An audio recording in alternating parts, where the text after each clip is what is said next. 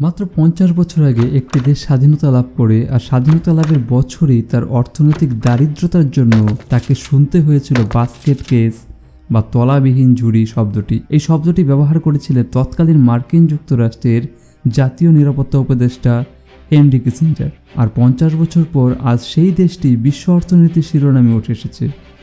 গত বছর centre for economics and business research নামে ব্রিটেনের একটি অর্থনৈতিক সংস্থা তাদের ওয়ার্ল্ড ইকোনমিক লিগ টেবিল 2021 নামে এক রিপোর্টে দেখিয়েছে যে বিশ্বের 193টি দেশের মধ্যে সেই দেশটির বর্তমান অর্থনৈতিক অবস্থান রয়েছে 41, আর 2035 সালে তা উঠে 25 নম্বরে চলে আসবে। তো বন্ধুরা, দেশটি আর অন্য কোনো দেশ নয়, আমাদের প্রতিবেশী দেশ বাংলাদেশ। এবার কথা হলো বাংলাদেশের এই অর্থনৈতিক উন্নয়নের কারণ কি। প্রথমেই বলা যায় তা হলো নারীর ক্ষমতায়ন।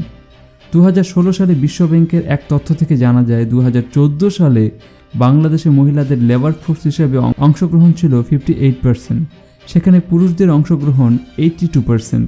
সংখ্যার ফারাকটা অনেক বেশি। এছাড়াও মহিলারা শ্রমিক হিসাবে যে বেতন পেত তার থেকে পুরুষ শ্রমিকদের বেতন ছিল অনেক বেশি। কিন্তু এই তথ্য পাওয়ার পরবর্তী বছরগুলোতে অবস্থার অনেকটা পরিবর্তন হয়েছে। মহিলাদের অংশগ্রহণ অনেকটাই বেড়েছে, যা সরাসরি প্রভাব পড়েছে জাতীয় অর্থনীতিতে। অর্থনীতিবিদ Kaushik Basu why is Bangladesh booming নামক প্রবন্ধে দেখিয়েছেন যে বাংলাদেশের ক্ষুদ্র ঋণ নীতির ক্ষেত্রে গ্রামীণ ব্যাংক ও ব্র্যাকের ভূমিকা তা অত্যন্ত উল্লেখযোগ্য, যা গ্রামীণ অর্থনীতি ও মহিলাদের উন্নয়নে যথেষ্ট সাহায্য করেছে। এছাড়াও মহিলা শ্রমিকদের সংখ্যাও বেড়েছে অনেক। বাংলাদেশের সর্বাধিক রপ্তানিকারী রেডিমেড বস্ত্র উৎপাদনে মহিলা শ্রমিকদের ভূমিকা যথেষ্ট রয়েছে। মহিলাদের হাতে টাকা আসাতে তারা নিজ পরিবার, বিশেষ করে শিশুদের স্বাস্থ্য বিষয়ে নজর দিয়েছে। ছেলেদের সঙ্গে সঙ্গে মেয়েদের শিক্ষা গ্রহণও বৃদ্ধি পেয়েছে। ফলে সামাজিকভাবে ঘটেছে এক আমূল পরিবর্তন, যার সরাসরি প্রভাব আমরা বাংলাদেশের অর্থনীতিতে দেখতে পারি। বিশ্ব অর্থনীতিতে বর্তমান জিডিপির নিরিখে বাংলাদেশের অবদান 0.31%, অর্থাৎ মোট $250 বিলিয়ন। বাংলাদেশের বর্তমান জিডিপির বৃদ্ধির হার গড়ে 6%, যদিও এই সংখ্যাটি কোভিড পরিস্থিতির আগে 7%-এর বেশি ছিল।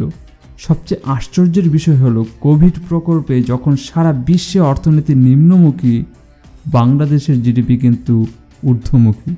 যদিও কিছুটা কমেছে তা অস্বীকার করার জায়গা নেই। কেন বেড়েছে তা নিয়ে অনেক গল্প আছে। এবার কথা হলো বাংলাদেশ তার মোট জিডিপির 84% রপ্তানি করে রেডিমেড গার্মেন্টস, আর সারা বিশ্বের রেডিমেড গার্মেন্টস রপ্তানিতে বাংলাদেশের স্থান তৃতীয়। তার প্রথমে আছে শুধু চীন ও জার্মানি, আর তার পরবর্তীতে দুজন হচ্ছে ভিয়েতনাম ও ভারত। বাংলাদেশের স্বাধীনতা লাভের 1 দশক পর রেডিমেড গার্মেন্টস রপ্তানি ছিল মোট জিডিপির 3.9%, কিন্তু উৎপাদনের ক্ষেত্রে প্রথম বিশেষ পরিবর্তন দেখা যায় 1990 ও 91 সালে। সে বছর তা বেড়ে দাঁড়ায় 32.5% থেকে 50.5%। এরপর থেকে ক্রমাগত বেড়েই গিয়েছে, আর বর্তমানে যা হলো 84%। রেডিমেড গার্মেন্টসের উন্নতির মূল কারণ হলো বিগত দশকগুলিতে সরকারের পরিকল্পিত অর্থনীতি আর মহিলা শ্রমিকদের অংশগ্রহণ। যে কোনো দেশের আইন সে দেশের অর্থনৈতিক উন্নয়ন তো অবশ্যই, সামগ্রিক উন্নয়নও সাহায্য করে। বাংলাদেশের ক্ষেত্রেও তাই হয়েছে।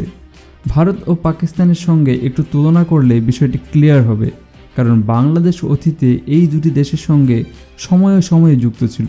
উপমহাদেশের প্রথম শ্রম আইন চালু করা হয় 1881 সালে লর্ড রিপনের সময়ে, কিন্তু এরপর দেশভাগ, আরও পরে বাংলাদেশের স্বাধীনতা বাংলাদেশকে নতুন ও আধুনিক শ্রম আইন প্রবর্তনে দিশা দেখায়, যা ভারত ও পাকিস্তান থেকে অনেক প্রগতিশীল।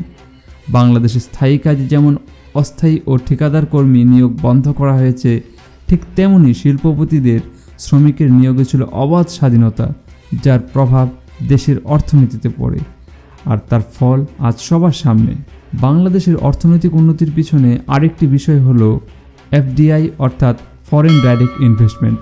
বিদেশি বিনিয়োগ বাংলাদেশে দিন দিন বেড়েই চলেছে। একটু তথ্য দেখি চলুন। 2008-9 সালে বাংলাদেশে বিদেশি বিনিয়োগ হয়েছিল $961 মিলিয়ন, যা 2016-17 সালে বেড়ে দাঁড়ায় $2,454 মিলিয়ন, আর 2017 ও 2018-তে $2,607 মিলিয়ন। এই তথ্য থেকে সহজেই বোঝা যায় বাংলাদেশ ক্রমশ অর্থনীতির উন্নয়ন ঘটিয়ে চলেছে। গোল্ডম্যান স্যাক্স নামে নিউ ইয়র্কের একটি ব্যাংকিং ইনভেস্টিং কোম্পানি তাদের রিপোর্টে বলেছে, বাংলাদেশ বিশ্বের গুরুত্বপূর্ণ 11টি দেশের মধ্যে প্রবেশ করেছে, যাদের মধ্যে যে কোনো একটি ব্রাজিল, রাশিয়া, ভারত ও চীনের পরেই অর্থনৈতিক সমৃদ্ধতার স্থান গ্রহণ করবে। এবার কথা হলো এই 11টি দেশ কী কী? তো চলুন একবার তাও জেনে নিই। এই 11টি দেশ হলো দক্ষিণ কোরিয়া, মেক্সিকো, মিশর, ইন্দোনেশিয়া, ইরান, তুরস্ক, নাইজেরিয়া, ফিলিপাইন্স, ভিয়েতনাম, পাকিস্তান ও বাংলাদেশ। এবার কথা হলো, ইতিমধ্যে বাংলাদেশ তার নিজের জিডিপি পাকিস্তানের থেকে বৃদ্ধি করে ফেলেছে, আর রেডিমেড গার্মেন্টে ভিয়েতনামেরও আগে আছে। এছাড়াও বাংলাদেশের সরকার বৈদেশিক বিনিয়োগের জন্য প্রতিষ্ঠা করেছে বাংলাদেশ ইকোনমিক জোন অথরিটি ও বাংলাদেশ ইনভেস্টমেন্ট ডেভেলপমেন্ট অথরিটি, যা বিনিয়োগকে করে তুলেছে খুব সরল। বিনিয়োগের যাবতীয় ঝঞ্ঝাট দূর করার জন্য ওয়ান স্টপ সার্ভিস অ্যাক্টও বিশেষ ভূমিকা পালন করে। অর্থনৈতিক উন্নয়নের ক্ষেত্রে আরেকটি বিশেষ গুরুত্বপূর্ণ বিষয় হল আঞ্চলিক যোগাযোগ ব্যবস্থা। এক্ষেত্রে multi sectoral technical and economic corporation BBIN ও MVA অত্যন্ত উল্লেখযোগ্য। প্রায় গত 10 বছর ধরে বাংলাদেশ তার প্রতিবেশী দেশগুলোর সঙ্গে অর্থনৈতিক যোগাযোগ রক্ষা করে এসেছে। ফলে ভারত, শ্রীলঙ্কা, ভুটান, নেপাল, থাইল্যান্ড ও মালদ্বীপের সঙ্গে স্বাক্ষর করেছে বহু পাক্ষিক চুক্তি। বাংলাদেশ ভবিষ্যতের একটি গুরুত্বপূর্ণ বাণিজ্যিক হাব হয়ে উঠতে পারে, কারণ নেপাল ও ভুটান ল্যান্ডলক কান্ট্রি হওয়াতে বাংলাদেশের বন্দরের উপরেই অনেকটা নির্ভরশীল। ফলে ভুটান, বাংলাদেশ, ইন্ডিয়া ও নেপালের মধ্যে 2015 সালে স্বাক্ষরিত হয় MVA অর্থাৎ মোটর ভেহিকেল এগ্রিমেন্ট, যার মধ্য দিয়ে স্থির হয় স্বাক্ষরিত দেশগুলির নাগরিক বাণিজ্যিক বাহন যেন অতি সহজে চলাচল করতে পারে। এছাড়া এই MVA অনুযায়ী 2018 সালের এপ্রিল মাসে নেপাল ও বাংলাদেশের মধ্যে বাস যোগাযোগ স্থির হয় ভারতের মধ্য দিয়ে। এবার আসা যাক হালফিলের ঘটনায়। সারা বিশ্বসহ ভারতবর্ষ যখন কোভিড আক্রমণে পর্যদুস্ত, অর্থনীতির টালমাটাল অবস্থা, তখন বাংলাদেশ কিন্তু ঠিক তাদের জিডিপি ঊর্ধ্বমুখী রেখেছে। বিশ্বব্যাংক জুন 2021-এর গ্লোবাল ইকোনমিক প্রসপেক্টাস প্রতিবেদনে 2021 অর্থবছরে সারা বিশ্বের জিডিপির বৃদ্ধির সংখ্যা বলেছে -3.5 অর্থাৎ 3.5%, আর দক্ষিণ এশিয়ার ক্ষেত্রে তা -5.4%। কিন্তু বাংলাদেশের ক্ষেত্রে এই প্রবৃদ্ধি হচ্ছে পজিটিভ, আর তা হলো 2.4%। IMF অর্থাৎ আন্তর্জাতিক মুদ্রা তহবিল আবার তাদের এপ্রিল 2021-এর ওয়ার্ল্ড ইকোনমিক আউটলুকে বাংলাদেশের প্রবৃদ্ধির হার দেখিয়েছে 3.8%। এবার এখানে একটা প্রশ্ন থাকে, সমগ্র বিশ্বের উল্টো ঘটনা বাংলাদেশে কিভাবে ঘটলো? আগেই বলা হয়েছিল গল্প আছে, তো এবার চলুন সেই গল্প জেনে নিই। গত দশকগুলি থেকেই বাংলাদেশের জিডিপি ক্রমশ ঊর্ধ্বমুখী ছিল এবং তার নিকট অতীতে $300 বিলিয়ন পর্যন্ত গিয়েছিল। কথা হলো যে কোভিড পরিস্থিতিতে এই পরিমাণে খুব বেশি হেরফের হয়নি। রাজস্ব সংগ্রহের একটা চাপ থাকলেও সরকার তার ঋণ পদ্ধতির মধ্য দিয়ে ব্যালেন্স রেখেছে, আর বাজেটের ঘাটতি সবসময় জিডিপির 5%-এর মধ্যেই রাখার চেষ্টা করা হয়েছে। আরেকটি বিশেষ উল্লেখযোগ্য কথা হলো আন্তর্জাতিক ঋণও জিডিপির 34%-এর মধ্যেই রেখেছে, যেখানে অন্যান্য প্রতিবেশী দেশগুলো এই সংকটে জিডিপির সম্পূর্ণই প্রায় ঋণ বাবদ খরচ করতে হয়েছিল। দ্বিতীয় যে বিষয়টি ছিল তা হলো রেমিটেন্স। বাংলাদেশের অর্থনীতির একটি বিশেষ শক্তি হলো রেমিটেন্স বা বিদেশ থেকে অভিবাসীদের পাঠানো অর্থ। করোনাকালে IMF ও বিশ্বব্যাংকের মতো সংস্থা মনে করেছিল বিদেশে কাজ হারানোর ফলে বাংলাদেশের রেমিটেন্সের পরিমাণ কমবে, কিন্তু হিসাবে দেখা যায় অন্য। 2019-20 সালে যে রেমিটেন্সের পরিমাণ ছিল 11%, 2020-21 সালে অভূতপূর্বভাবে তা বেড়ে দাঁড়ায় 36%।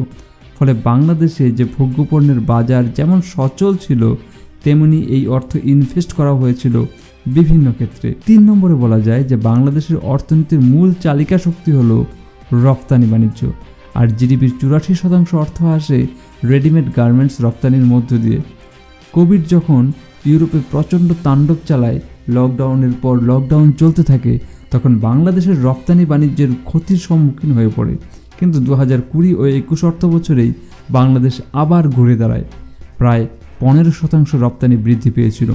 ফলে এই গার্মেন্টস শিল্পের সঙ্গে জড়িত প্রত্যক্ষভাবে 4 মিলিয়ন কর্মসংস্থান ও পরোক্ষভাবে 14 মিলিয়ন মানুষের জীবিকা নিশ্চিত হয়, যা বাংলাদেশের অর্থনীতিকে চাঙ্গা করে তুলেছিল।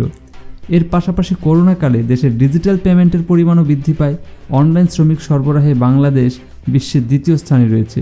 এছাড়াও এই দেশে রয়েছে যেমন 1200টি স্টার্ট আপ, আবার এর সঙ্গে প্রতি বছর নতুন করে 200টি স্টার্ট আপ যোগ দিচ্ছে, যার সঙ্গে জড়িয়ে রয়েছে 15 লক্ষ মানুষের কর্মসংস্থান। এবার একটা তিক্ত সত্যের সামনাসামনি হতে হয়, আর তা হলো বাংলাদেশ কি তার এই উন্নয়নের ধারাবাহিকতা বজায় রাখতে পারবে অদূর ও সুদূর ভবিষ্যতে? এর উত্তর খুঁজতে গিয়ে কৌশিক বসু বলেছেন, যখনই কোনো দেশ অর্থনৈতিক উন্নয়ন আনতে সক্ষম হয়েছে তখনই সেই দেশে দেখা গিয়েছে দুর্নীতি, স্বজনপোষণ, আর্থিক বৈষম্য, যা দেশের অগ্রগতিকে থামিয়ে দিতে পারে। আর বাংলাদেশেও এর ব্যতিক্রম নয়। এছাড়া দেশের উন্নয়নের পথে আরেকটি বাধা হলো কট্টরপন্থার উদ্ভব, কারণ এরা ভোগ্যপণ্যের বাজার সম্পূর্ণ ধ্বংস করে দেয়, যার প্রভাব সরাসরি অর্থনীতিতে পড়ে। তো এই সমস্যা ও বাধাগুলোকে পিছনে রেখে যদি বাংলাদেশ এগিয়ে যেতে পারে, তাহলেই বাংলাদেশ নিকট ভবিষ্যতে হয়ে উঠবে বিশ্বের এক শক্তিধর রাষ্ট্র। তো বন্ধুরা, ভিডিওটি ভালো লাগলে অবশ্যই লাইক করবেন, আর তথ্যপূর্ণ মনে হলে বন্ধুদের মধ্যে শেয়ার করে দিতে পারেন। আর চ্যানেলে নতুন হলে এমনই সব ভিডিও পেতে সাবস্ক্রাইব করে পাশে থাকার অল বেল নোটিফিকেশনটি প্রেস করে দিন। ভালো থাকবেন, দেখা হবে আবার অন্য কোনো ভিডিওতে। ধন্যবাদ।